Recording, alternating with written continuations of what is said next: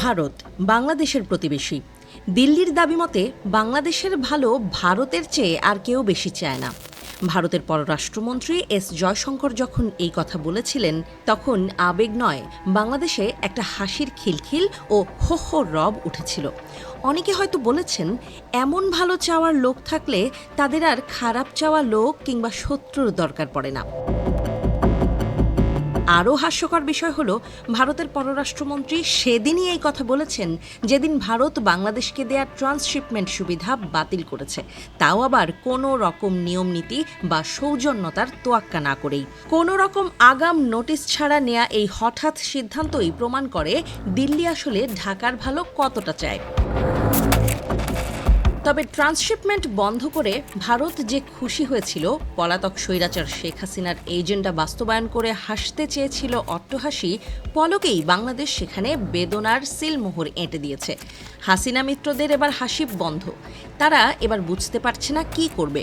দিল্লিতে হয়তো এরই মধ্যে বেজে উঠেছে রবির লেখা গান, দিনগুলি মোর সোনার খাঁচায় রইল না। ট্রান্সশিপমেন্টের জবাব বাংলাদেশ ট্রানজিটেও দিতে পারে। তবে আসল সিনেমার আগেই মোদির গলাধরদের ট্রেলার দেখিয়ে দিয়েছে ডক্টর মোহাম্মদ ইউনূসের নেতৃত্বাধীন অন্তর্বর্তী সরকার, আর তাতেই ভারতের অজ্ঞান হওয়ার দশা। অন্যকে গাড্ডায় ফেলতে গিয়ে গভীর গিরিখাতে পড়ে দিল্লি এখন আকুপাকু করছে। মোদিদের মনের রিংটোনে বাজছে, কুল নাই কিনার নাই, নাইকো দরিয়ার পারি। কিনার না পাওয়া মোদির জন্য বাংলাদেশ দিয়েছে বিশেষ উপহার। সুতোর সাথে তাতে কাটা পড়েছে দিল্লির অনেক কিছুই। এবার ভারত থেকে বেশ কিছু পণ্য আমদানিতে নিষেধাজ্ঞা আরোপ করেছে জাতীয় রাজস্ব বোর্ড এনবিআর। এই নিষেধাজ্ঞার আওতায় ভারত থেকে duplex board, newsprint, kraft paper, cigarette paper, মাছ, সুতা, আলু, গুঁড়া দুধ, tobacco, radio TV parts, cycle ও motor parts, formica sheet, ceramics ware, sanitary ware, stainless steel ware, marble slab ও টাইলস এবং মিক্সড ফেব্রিক্স আনা যাবে না। বিশেষ করে টেক্সটাইল, কাগজ ও সিরামিক পণ্য খাতে দেশীয় শিল্পের প্রতিযোগিতা সক্ষমতা রক্ষা করাই মূল উদ্দেশ্য।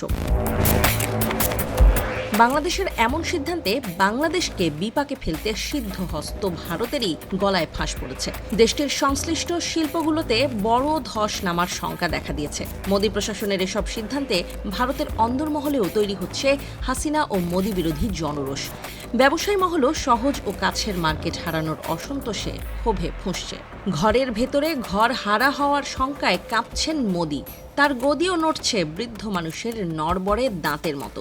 কেবল ভয়, কখন যে সব কিছু শেষ হয়ে যায়।